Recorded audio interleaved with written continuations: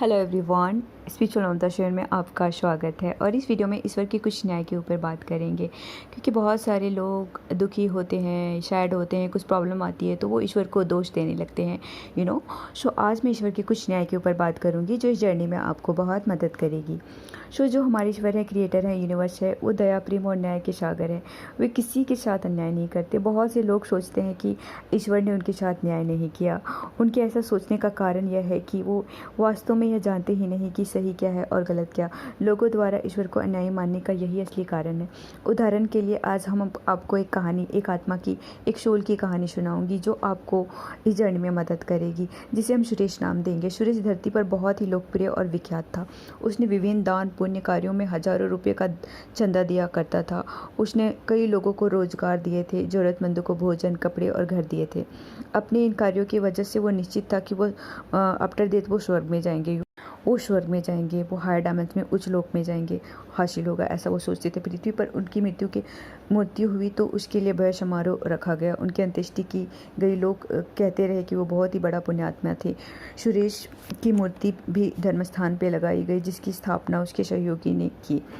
जब सुरेश जीवात्मा में जगत में आया तो उसने अपने आप को बहुत नीचे लोक में पाया। तो नीचे लोक में वो जाते हैं जो पापी होते हैं, भ्रष्ट होते हैं, या धरती पे बहुत बुरे काम कर लिए होते हैं। जो सबसे लोअर डायमेंशन, फर्स्ट डायमेंशन में जाते हैं, वो बहुत ही लोअर काम करते हैं। उससे सेकेंड, थर्ड, ये तीन जो लोग हैं, फर्स्ट, सेकेंड, थर्ड, ये जो नीचे के जो यहाँ पे पापी, भ्रष्ट या स्वार्थपूर्ण काम किए होते हैं, जो वो वहाँ पे जाते हैं तीनों लोक में।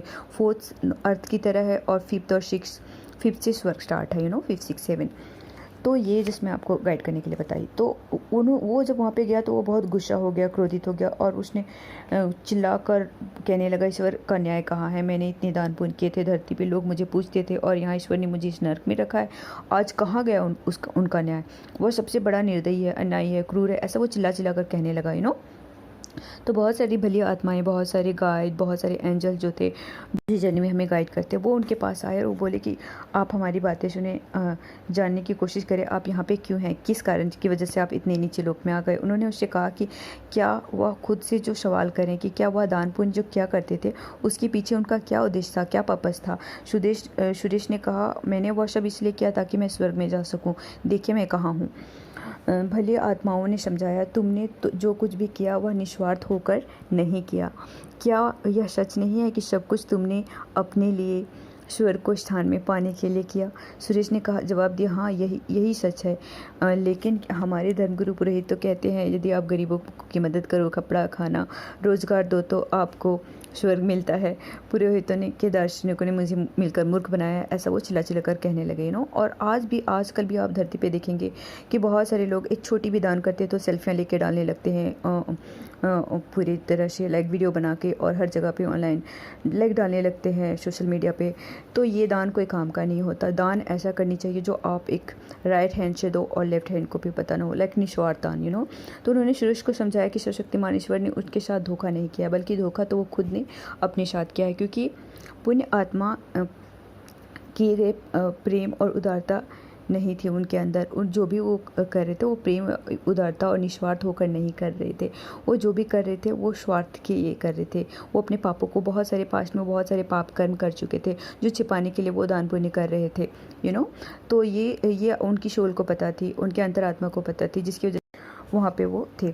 इस पर सुरेश ने क्रोधित होकर कहा, यह गलत है, मेरे साथ भारी अन्याय हुआ है, मुझे स्वर्ग में होना चाहिए, मैं स्वर्ग के लायक हूँ, क्योंकि मैंने अपने पाप को धोने और स्वर्ग के आनंद लेने के लिए कई सारे अच्छे काम किए हैं। इसके बदले में ईश्वर ने मेरे साथ धोखा किया और मुझे यहाँ नर्क में रखा है। ऐसे निम्न लोक में आकर उसे इतना धक्का लगा कि वह ठीक से सोच भी नहीं पा रहा था।